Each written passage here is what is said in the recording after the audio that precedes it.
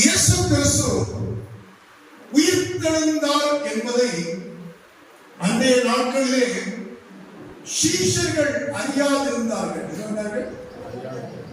நீ வாசிக்க கேட்கும் பொழுது கவனிச்சிருப்பீங்க. அதுல ஒரு வசனத்தை கொடுக்கப்பட்டிருக்கும்.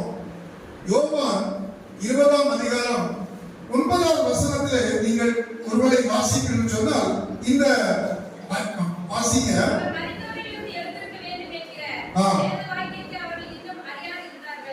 பாருங்க, 3 வருஷமா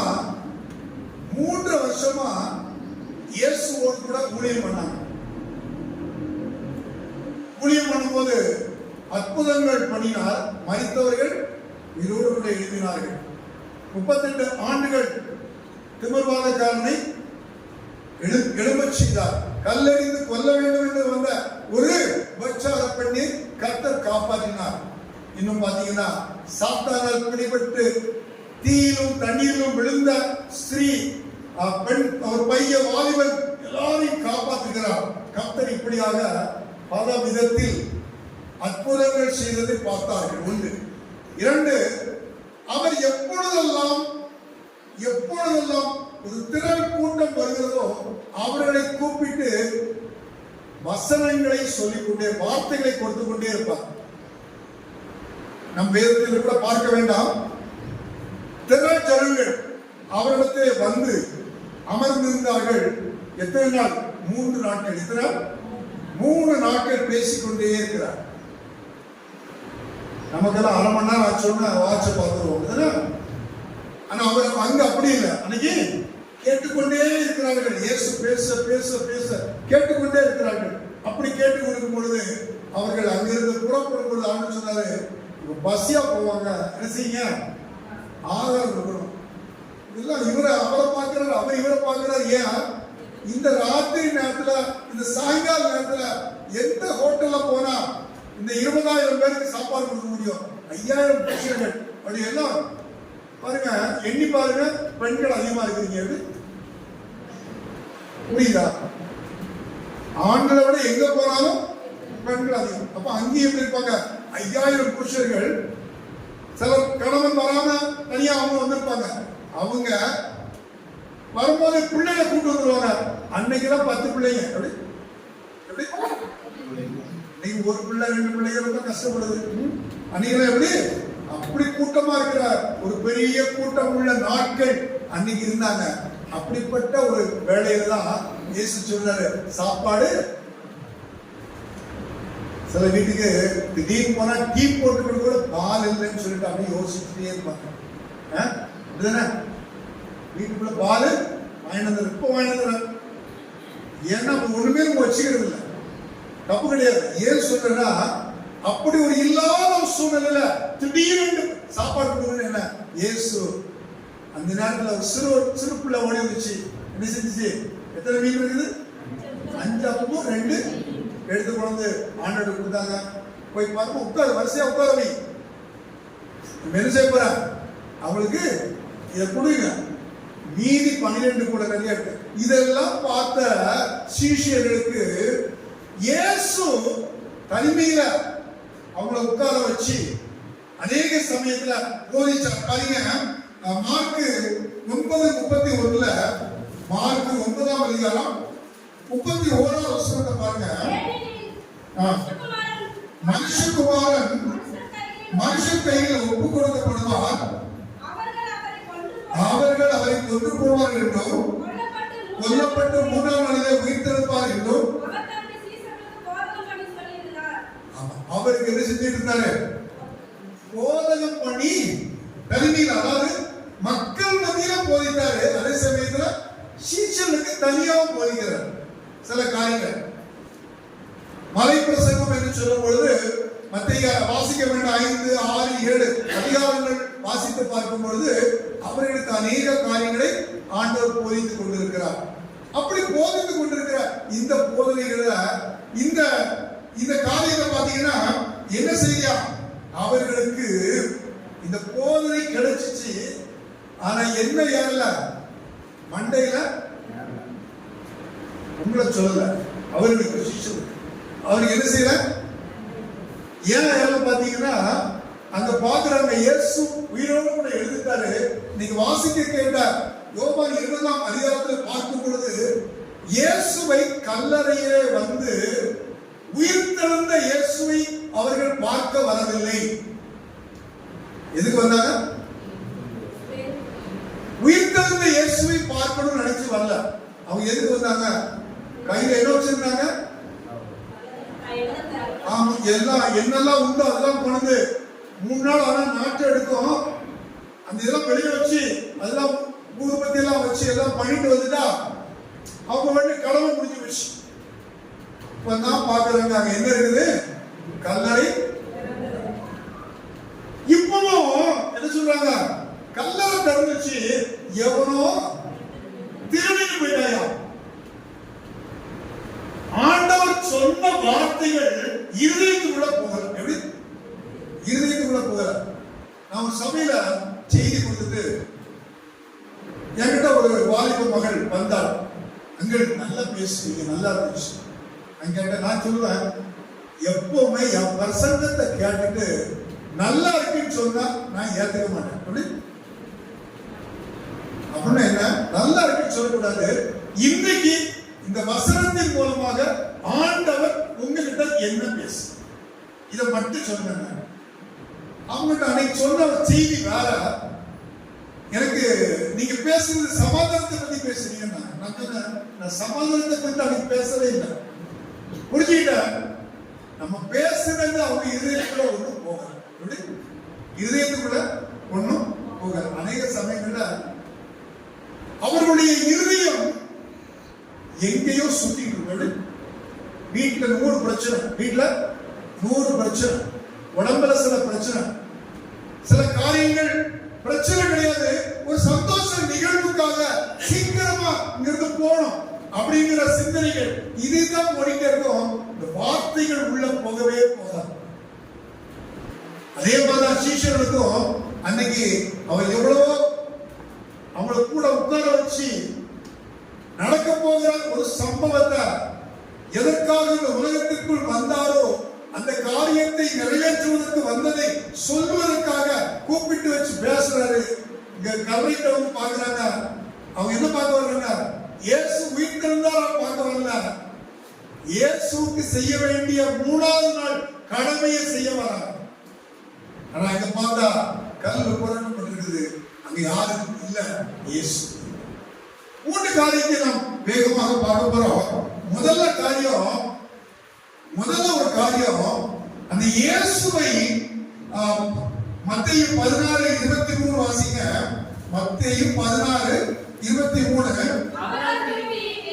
அவர் திரும்பி பேதுருவை பார்த்து, எனக்கு பின்னாக போ சாத்தானே, நீ எனக்கு இடவலா இருக்கிறாய், தேவனுக்கு ஏற்றவனை சிந்தியாமல். இங்க என்ன காரியத்தை சொல்றாரு?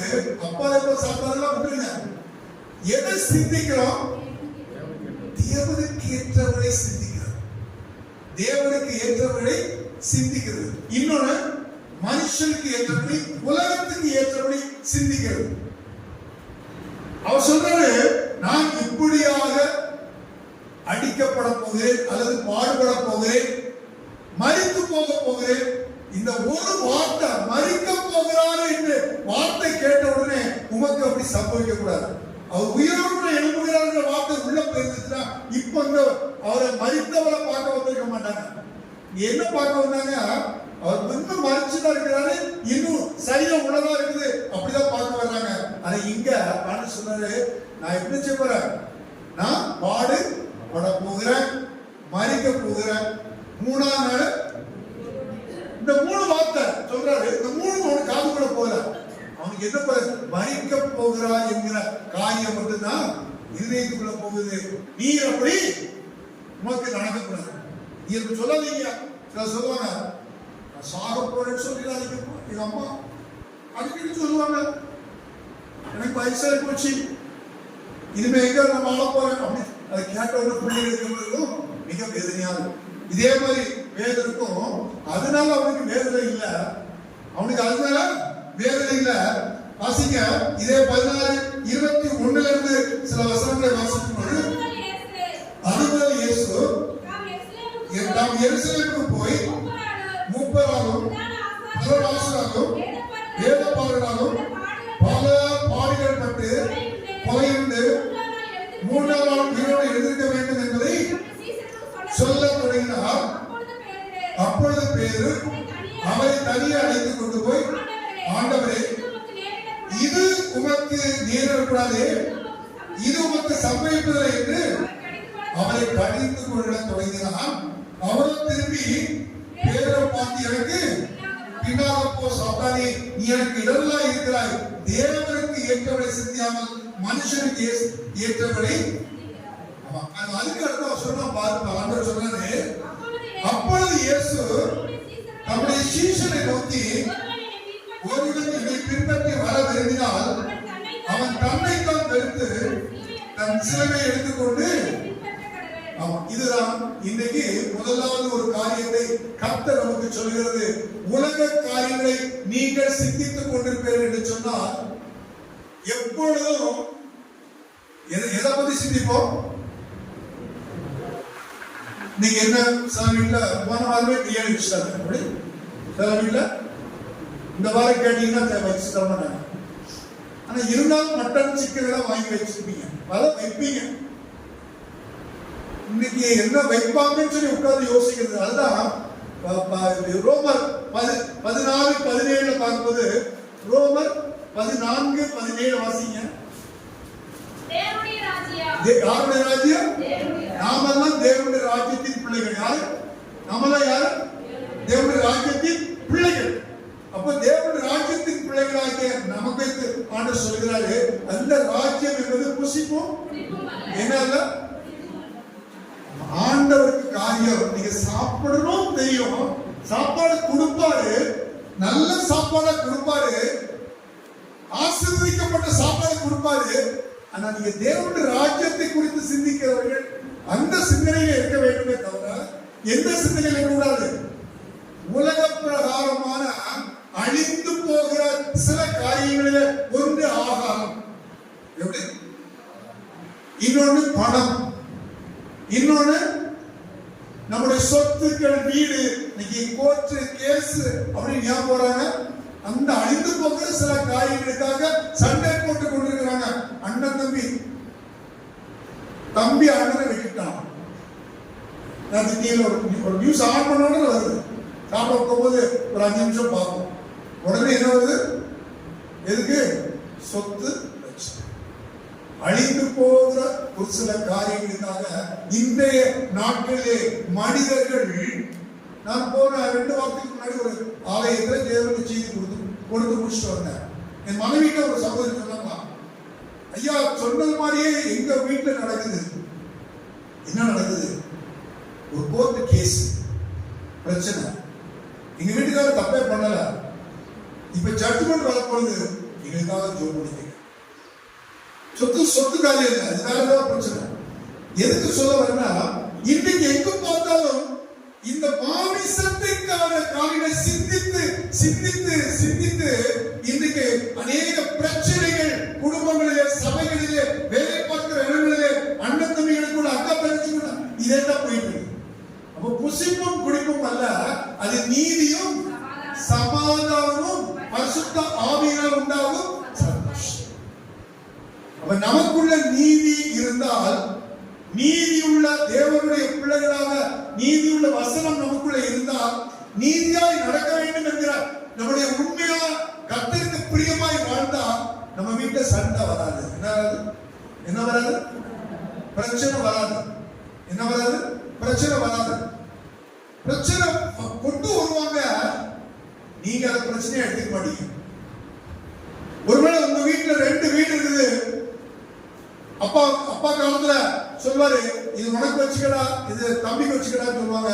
தம்பிகள் பிடிவாதம் பிடிக்கிறாரு, எனக்கு அந்த வீடு தான் வேணும்னு சொல்லிட்டு விட்டு கொடுத்துருங்க. எப்படி? அப்பா சொல்லிட்டாருடா, நான் இதை மாத்த மாட்டேன்னு சொல்லக்கூடாது. நீ விட்டு கொடுத்துரு, எனக்கு பரலோகத்துல வீடு இருக்குது, இந்த வீடு அழிஞ்சு போயிடும். எங்க வீடு இருக்குது? இந்த வீடு. அந்த வீட்டுக்கு அபகரித்தாலும் பயப்படாதீங்க, உங்களுக்கு அதை விட பெட்டரான வீடை கட்ட தரலாம்.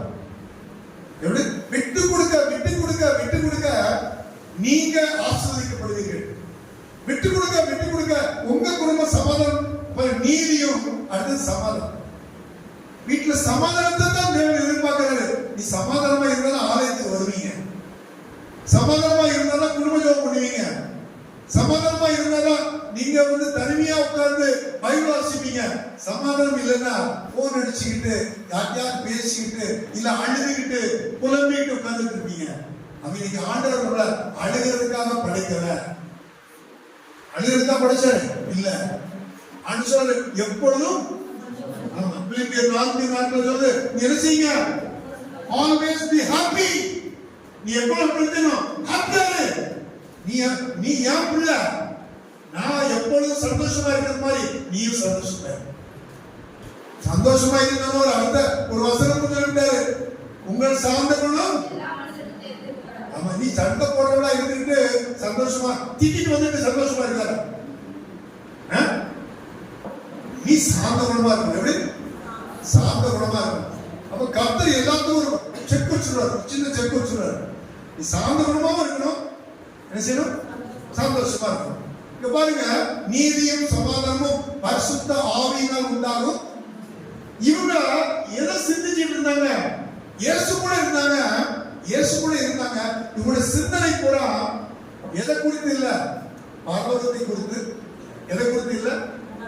நீங்க அநேக குடும்ப வாழ்க்கையில, தனிப்பட்ட வாழ்க்கையில சபைக்கு வர்றோம், கிறிஸ்தவரை வாழ்றோம், எல்லாம் பண்றோம். நமக்குள்ள என்ன காரியத்தை பற்றி சிந்திக்கல? பரலோக ராஜ்யத்தை குறித்தோ, நாம் ஒரு நாள் பரலோகத்துக்கு போக வேண்டும் என்பதை குறித்தோ சிந்திக்கிற ஒரு சிந்தனை இல்ல. நமக்குள்ள என்ன இன்னைக்கு ஐயா ஜெபம் பண்ணா என்ன நடக்கும், ஐயா சொன்ன வார்த்தையின்படி எனக்கு என் குடும்பத்தில் என்ன நடக்கும். முதலாவது தேவனுடைய ராஜ்யத்தை நீதியை தேடுங்கள், அப்பொழுது எனக்கு தான் வச்சிருக்கிற ஐயா. அதுக்கே அவசரப்படுறீங்க. சூப்பர் பிரியாணி பண்ணி வச்சிருக்காங்க, உங்களுக்கு தான் வச்சிருக்கீங்க. ஆனால் எல்லா பிள்ளைகளும் வரட்டுமே, வந்தவங்க சாப்பிடுங்கன்னு சொல்றாங்க.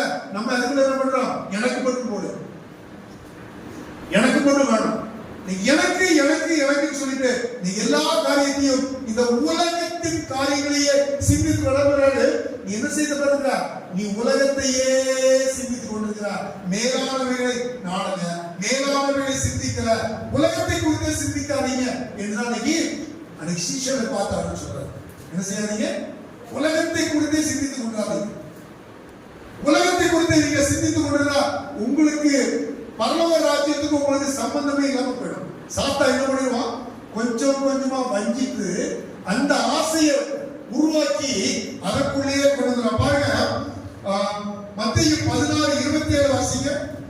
மத்தேயு 16:27. மனுஷகுமாரன் தம்முடைய பிதாவின் மகிமையை புரிந்தவராய் தம்முடைய தூதரோடு கூட வருவார். அப்பொழுது அவனவன் கிரியைக்கு தக்கதாக அவனவனுக்கு பலனளிப்பார்.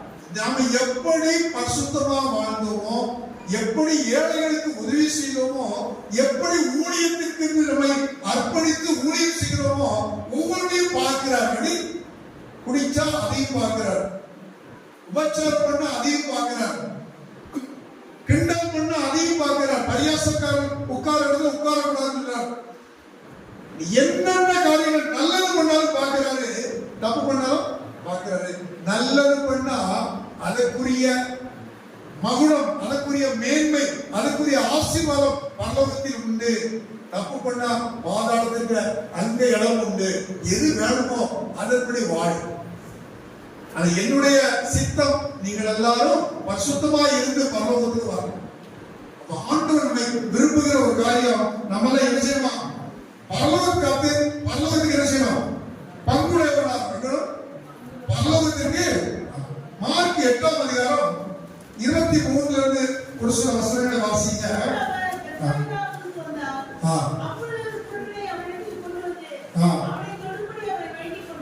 சரி, அப்போ ஆண்டவர் இந்த 33ஆம் வசனத்திலிருந்து வாசிங்க. அவர் திரும்பி நம்முடைய சீஷரை பார்த்து,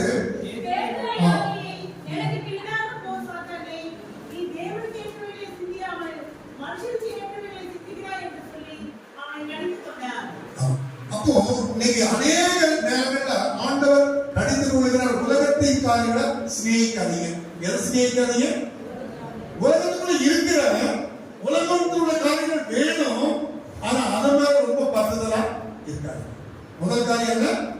இன்னைக்கு அவங்க அந்த பற்றுதலா இருந்ததுனால உயிர்த்தெழுவார் என்கிற வார்த்தைகள் அவங்க இதயத்துக்குள்ள போகவே முடியல.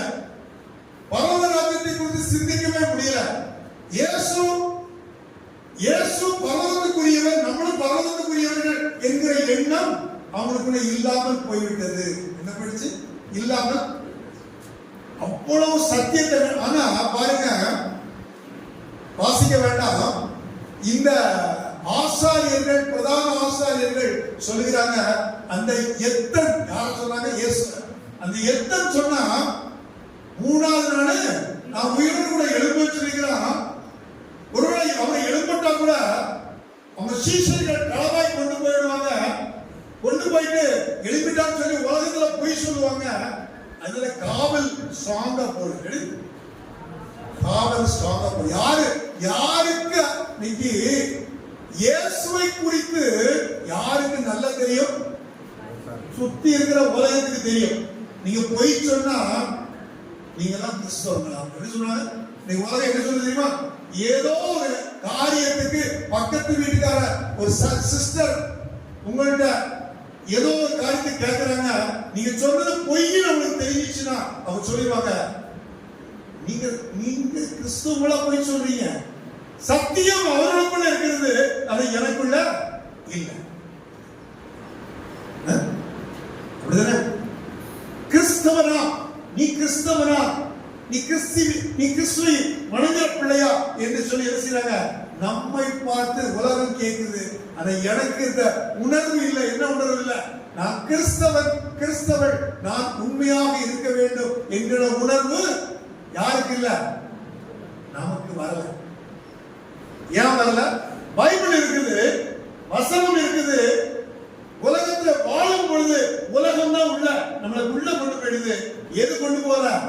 அவருடைய பரலோகத்தின் சிந்தனை எனக்குள்ள இல்லை. இரண்டாவது ஒரு காரியத்தை பார்க்கும் பொழுது மார்க் 9ஆம் அதிகாரம், மார்க் 9 31 32 வாசிங்க. ஏனெனில்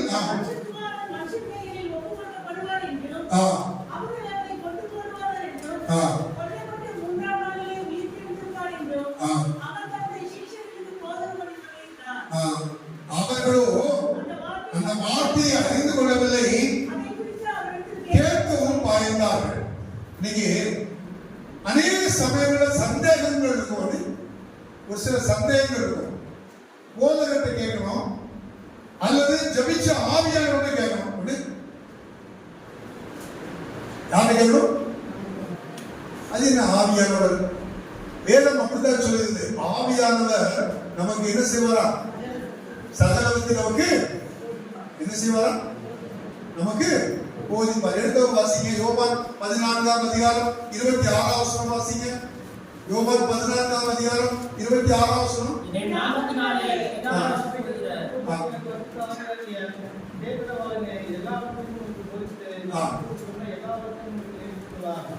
பாருங்க, யார் போதிப்பா?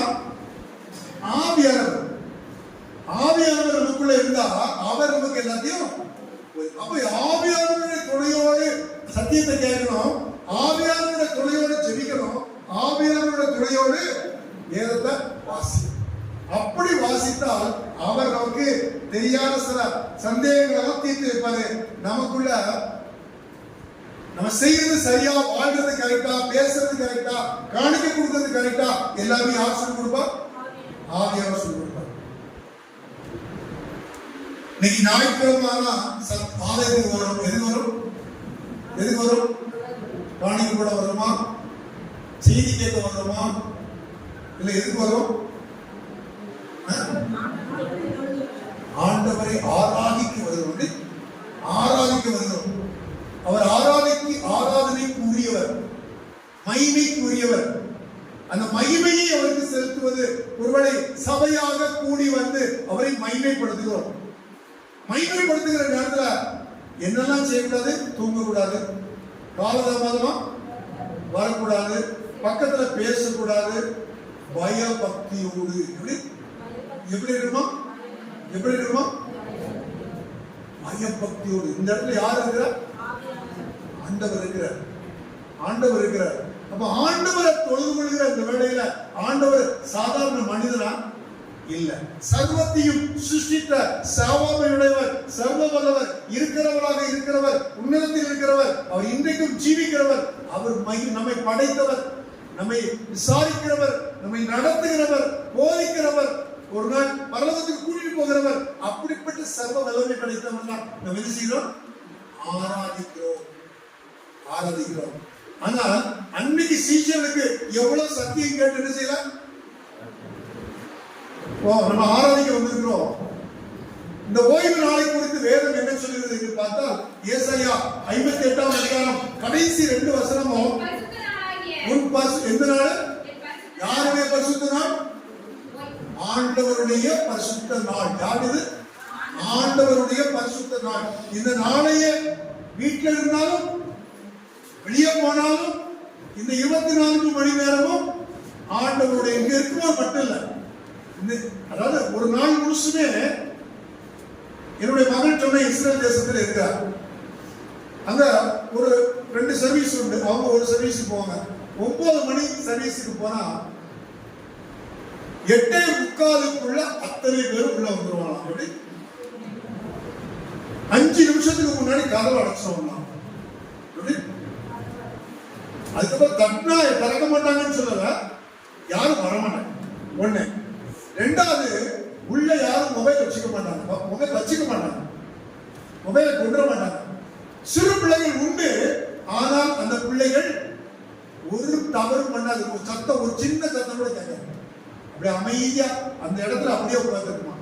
எந்த ஒரு பின் டிராப் சொல்லுவாங்க, சைலண்ட் அப்படின்னு சொல்லுவாங்க இல்லையா, ஒரு சத்தமும் வேற சத்தம் கேட்காத அளவுக்கு அந்த ஆராதனை மிக அமைதியாக, மிக அருமையாக அந்த ஆராதனை இருக்கும். கரெக்டா ஆரம்பிச்சு கரெக்டா முடிப்பாங்க. நல்லா இருக்கும் அப்படிங்கிறாங்க. ஏன் சொல்றேன்னா, வேதத்தின்படி வாழ்கிறவர்கள் யாரு? நம்மளும் வேதத்தின்படி பாருங்க. என் பரிசுத்த ஓய்வு நாளாகிய என்ன செய்யக்கூடாதா?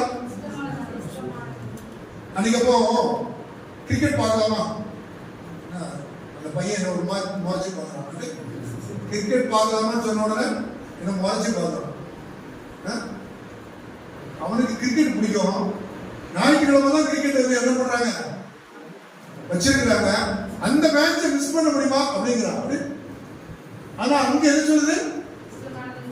உனக்கு இஷ்டமானதை உன் ஃப்ரெண்டு கூட சுற்ற போகாத, அன்னைக்கு கிரிக்கெட் போய் ஆட போகாத, அன்னைக்கு எதெல்லாம் உண்டோ. எங்க ஊர்ல ஒரு சகோதரர் குடும்பம் உண்டு. கர்த்தருடைய ஊழியத்தையும் செய்வார்கள், வேலையும் பார்த்துட்டு இருந்தாங்க. 2 பிள்ளைங்க. ஞாயிற்றுக்கிழமை ஆனா வீட்டுல வரக்கூடிய நியூஸ் பேப்பரை படிக்க மாட்டாங்க. பிள்ளைகளை அடுத்த நாள் கவர்மெண்ட் எக்ஸாம் இருந்தாலும் பிள்ளைகள் அன்னைக்கு பாடம் படிக்க மாட்டாங்க. எப்படி?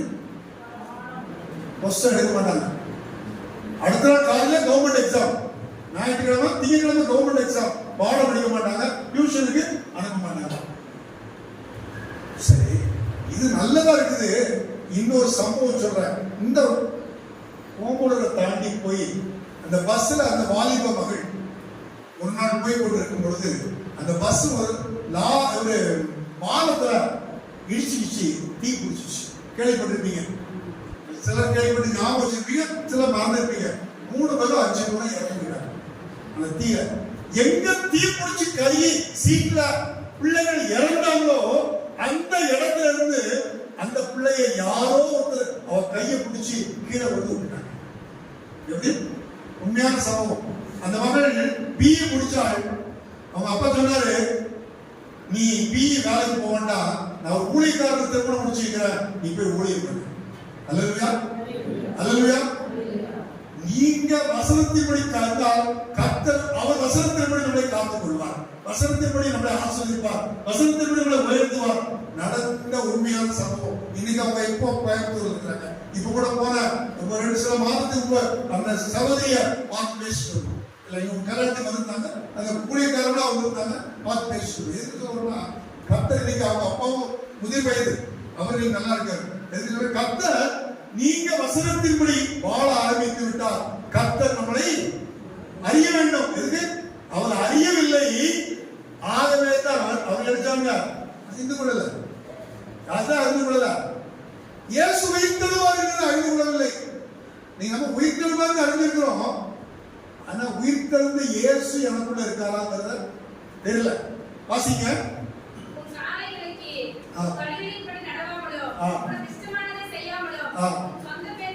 சொந்த பேச்சை கூட பேசக்கூடாது.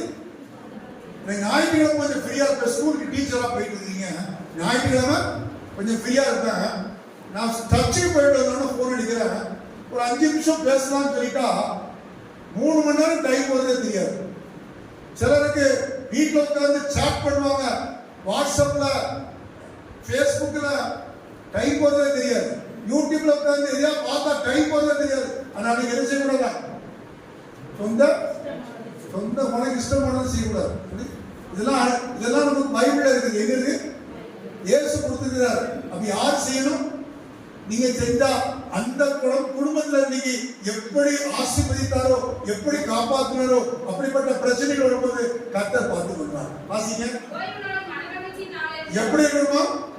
சில சின்ன பிள்ளைங்களுக்கு, குட்டி பிள்ளைங்களுக்கு ஞாயிற்றுக்கிழமை வந்தா கஷ்டமா இருக்கும். எங்க அம்மா எழுப்பி விடுறாங்க. என்ன பண்றாங்க? எழுப்பி விடுறாங்க. வா ஸ்கூல், வா சர்ச்சுக்கு, வா. ஏன்? அன்னைக்கு அவங்க வர்றதுக்கே தூங்கிட்டு இருக்கலாம். அப்படி அம்மா அப்பா போயிட்டாங்கன்னா மொபைல் நோண்டிட்டு இருக்கலாம். இதுதான் நீ உலகமே போயிட்டு இருக்கு. நீ மொபைலுக்கு அடிமையாகி இருக்கிறோம். எப்படி இருக்கும்? யாருக்கு அடிமையா இருக்கிறோம்? சின்ன பிள்ளையில இருந்து பெரியவங்க. அது இல்லவே முடியாது. சில சமயத்தில் ரிப்பேர் கொடுத்துட்டு அவனை கேட்பாங்க, 1 மணி நேரத்தில் கொடுத்து அவன் 1 வாரம் ஆகுமா? 1 மணி நேரத்தில் கூட காசு கொடுக்குறான். எப்படி? இல்ல வேற ஏதாவது மொபைலோட கூட நான் 2 நாள் கழிச்சு கூட வாங்கிக்கிறேன். எனக்கு மொபைல் தான், டேட்டா தான் அது இருக்கு. சிம்ம மட்டும் கழிட்டு என்னையா அது? அடிமை பிசாசு எங்க அடிமைப்படுத்தி வச்சிருக்கு? மொபைல்ல. வண்டி ஓடிட்டு போவான், என்னையா பேச தெரியல. அப்படியே வண்டியில போகும்போதே, டூவீலர்ல போகும்போது பேசிட்டு போவான். அங்க வர லாரி வருது தெரியாது, அவங்க ஒரு அடி அடிச்சுட்டு போயிடும். நீ வீடியோல வருது, நீங்க அந்த இடத்துல போட்டுக்கோங்க. அவன் போன்ல பேசிட்டே போவான், வண்டியை அடிச்சுட்டு போயிட்டே இருப்பான், கீழே விட்டு கிடப்பான். முடிஞ்சு போச்சு. எது முக்கியமில்லாத காரியத்துக்கு நீங்க முக்கியத்துவம் கொடுத்து நீங்க மனிதன் வாழ்வை முடித்துக் கொண்டிருக்கிறது பிசாசு. சொந்த பேச்ச பேசாம வாசிங்க. மனமகிழ்ச்சியில் உள்ள நாளாக என்னது? எப்படி இருக்கணும்? நீங்க ஆலயத்துக்கு வரலையா? நீங்க எப்ப ஞாயிற்றுக்கிழமை வருது, எப்ப ஆராதிக்கலாம், எப்ப தேவனோடு ஒரு நாள் முழுசு செலவு பண்ணலாம் என்று நான் சந்தோஷமா நினைச்சுக்கிட்டே இருந்தா மகிமையா எண்ணுவாயினால் அப்பதான் உங்க வீட்டுல சந்தோஷம், சமாதானம், மகிழ்ச்சி, விடுதலை, எல்லா நன்மைகளையும் பரிபூர்ணமாய் பெற்றுக் கொள்வீர்கள். இது வரைக்கும் உங்க வீட்டுல என்ன கிடைக்கலாம்? சந்தோஷமே இருக்காது. என்ன வரும்? அழுகுதான் வரும். எதுக்கு எடுத்தாலும் அழுகுதான். ஏன்னா நம்ம வசனத்தின்படி நடக்கும். இப்ப அறியாமல் நிமித்தமாக அவர்கள் இயேசுவை எங்க தேடுறாங்க? கல்லறையில தூக்கி போயிட்டாங்க. 3வது ஒரு காரியத்தை பார்க்க போறோம். பாருங்க, யோவான் 20ஆம் அதிகாரம் 19ல இருந்து ஒரு சில வசனங்கள்.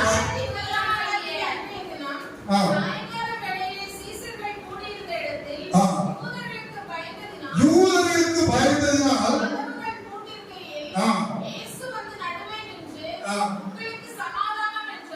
இயேசுடைய பிள்ளைகள் முதல்ல என்ன செய்யக்கூடாது?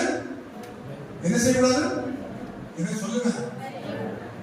எத்தனை பேர் ராத்திரி தனியா படுத்திருக்கீங்க, ஏதோ கதவு தட்டுற சத்தம் கேட்ட உடனே போய் கதவு டக்குன்னு திறந்துட்டீங்களா?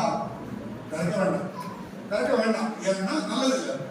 நான் எதுக்கு சொல்ல வரேன்னா, பயம் இன்னைக்கு எல்லாருக்கும் இருக்குது. ஆனா வேதனை சொல்லுகிறது, நீ பயப்படாத.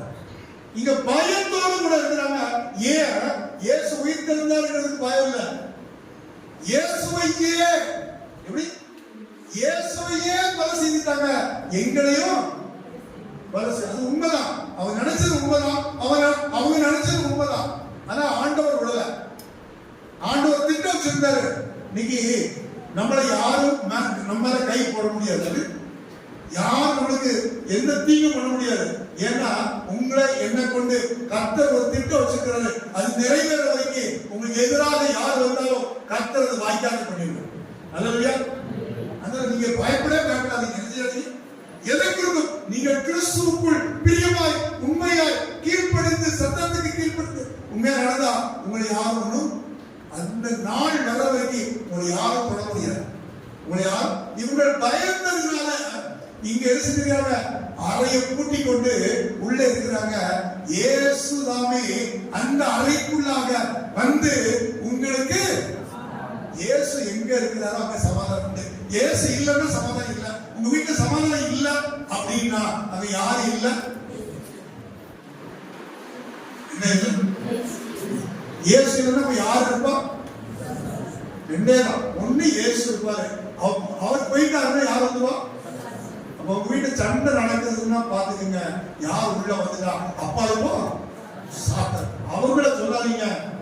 யார சண்டை போடுறவங்க இல்ல, சண்டை போடுறவங்க அவங்க சண்டை போடல, அவங்களுக்குள்ள அந்த சாத்தான் உள் புகுந்து அவர்கள் உள்ள அந்த இருதயத்துக்குள்ள சென்று சண்டை போடுற மாதிரி வாக்குவாதத்தை பிரச்சனைய நம்மளை குற்றப்படுத்தி கொண்டு குறை சொல்லி கொண்டு வருவார்கள். நீங்கள் உள்ளுக்குள்ள ஜெபம் பண்ணுங்க, அவர்களை திட்டாதீங்க, அவர்களை ஆசீர்வதிங்க, கர்த்தர் பார்த்துக் கொள்வார். சமாதானத்தை கெடுக்கிற சில ஆவிகள் சிலருக்குள்ள வரும். நீங்க சமாதானம் உள்ளவங்களா இருங்க. இயேசு உங்களுக்குள்ள இருந்தா இயேசு கொடுக்கிற சமாதானம் உங்களுக்கு கிடைக்கும். வாசிங்க, அடுத்த வசனம் வாசிங்க.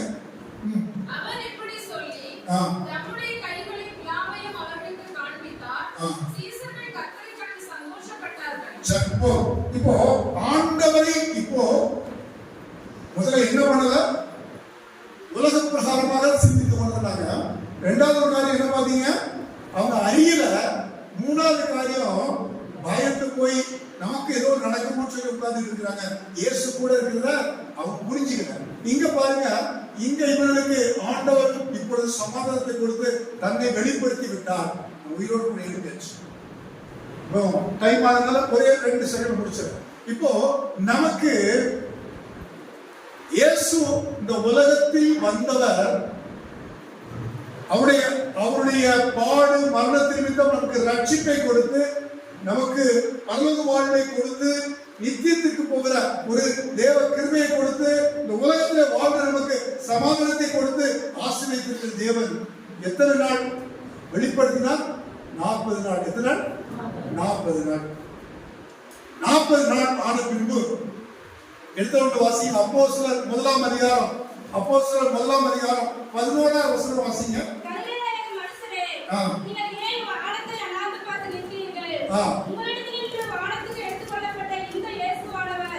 எப்படி உங்கள் கண்களுக்கு முன்பாக வானத்துக்கு எழுந்தருளி போனாரோ அப்படியே மறுபடி வருவார் என்றார்கள். அவர் திருப்பி வரப்போகிறார். அல்லேலூயா. என்ன செய்ய போறாரு? திருப்பி. இந்த அறிவு நமக்குள்ள இருந்துட்டே இருக்கணும். யாருக்கு? எப்போ யார்கிட்டயா சண்டை போடுறீங்களா? யார்கிட்டயா பொய் சொல்றீங்களா? தவறான உறவு இருக்கிறோமா? மொபைல் வைத்து நோண்டிட்டு இருக்கிறோமா? தப்பா? இதெல்லாம் பண்ணும்பொழுது கூட அவர் வந்து என்ன செய்ய மாட்டாரு? கூட்டிட்டு இப்ப அதான் சொல்றாரு, என் வருகை சீக்கிரம். நீ இதெல்லாம் அன்னைக்கு 2000 வருஷத்துக்கு முன்னே உள்ளதை சிந்திக்க. எதுக்காக இதெல்லாம் நமக்கு சிந்திக்கிறோம்னா, நான் சீக்கிரம் வரப்போகிறேன், எல்லா காரியமும் நிறைவேற்றிட்டேன், சிப்பெல்லாம் வந்துருச்சு, சிப்பெல்லாம் போட்டு பார்த்தாச்சு, இப்போ எப்பனாலும் வாசிங்க. லூக்கா 21:36 வாசிங்க. லூக்கா 21:36. என்ன சம்பவிக்க போகுது?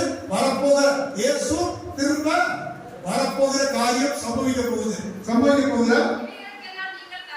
இதுக்கு எல்லாம் என்ன? இந்த பூமியில காணப்படுகிற பாவத்திற்கு தப்பி மனுஷகுமாருக்கு முன்பாக நித்திய பாத்திரமாக என்னப்படுவதற்கு எப்பொழுதும் நான் சபைக்கு போற கேட்பேன். எத்தனை பேர் காலையில் எழுப்பி 1 மணி நேரம் ஜெபம் பண்ணீங்க, 1 மணி நேரம் பைபிள் வாசிச்சீங்க அப்படின்னு கேட்டா ஒரு 2 பாட்டி கை தூக்குவாங்க. மற்றவங்க ஒரு பெர்சனலா என்கிட்ட வந்தாங்கன்னு கேட்டா, என்னமா நீங்க வாசிங்களா? ஐயா நீங்க வாசிங்க கேட்டா, இல்ல சாயங்காலம் போய் வாசி.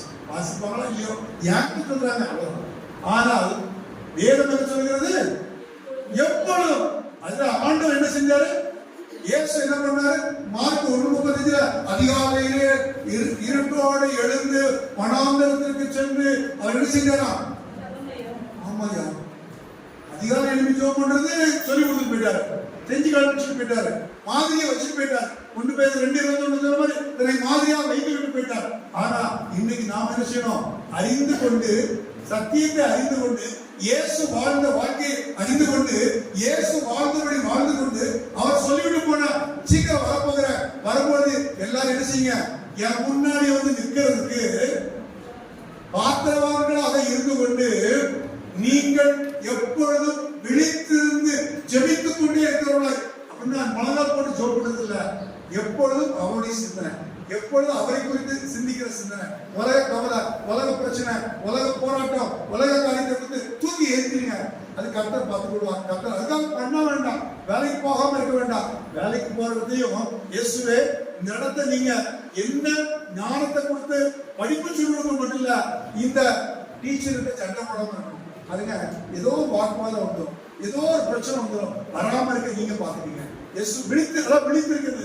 ஏதாவது பேசிட்டா உடனே எதிர்த்து பேசிடாதீங்க, அமைதியா இருங்க. அப்ப கர்த்தர் உங்களுக்காக யுத்தம் பண்ணுவார். அப்ப எல்லா சூழ்நிலையிலும் இயேசு விழித்திருக்கிறதா இருந்தால் வாயின் வார்த்தையிலே பாவம் வராது, இருதயத்தின் எண்ணத்துல பாவம் வராது, கண்ணின் பார்வையில பாவம் வராது. எல்லா இடத்திலும் பரிசுத்தமான நடக்க இருக்கும். எப்ப வந்தாலும் ஐ அம் ரெடி அப்படின்னு சொல்லுவாங்க இல்லையா? என்ன சொல்லுவோம்? எப்ப நீ வந்தா நம்ம சொன்னா பார்த்தாது, அவர் சொல்லணும் நீ ரெடியா இருக்கிற, நான் உன்னை கூட்டிட்டு போறேன். அவர் சொல்லு, நான் எப்ப ரெடின்னு சொன்னா பார்த்தாது, என்ன சொல்லணும்? ஆண்டவர் சொல்லணும். ஆண்டவர் எதிர்பார்க்கிறபடி இருந்தால், அவர் விரும்புகிறபடி நடந்தால் அவர்களை மாத்திரம் கூட்டிட்டு போவார். நம்ம ஆயத்தமா இருக்கிறதுக்கு இன்றைக்கு ஒப்பு கொடுப்போம். என்ன செய்வோம்? ஆயத்தமாக இருப்பதற்கு, எப்பொழுதும் ஆயத்தமாக இருப்பதற்கு, அவர் எப்பொழுது வந்தாலும் நான் தகுதியுடையவனாக இருப்பதற்கு, எப்பொழுது வந்தாலும் அவரை சந்திப்பதற்கு நான் ஆயத்தமாக இருக்கணும்பா. எனக்கு இன்னும் உண்மை குறித்து அறிய வேண்டிய அறிவை நான் தினத்தோறும் பெருக உங்களுடைய பாதத்தில் உட்கார்ந்து நீ சொல்லுகிறதை கேட்டு அதன்படி வாழ என்னை ஒப்புக்கொடுக்கிறேன். கண்களை மூடி சொல்லிக்கிறாமா? பரலோகத்தில் இருக்கிற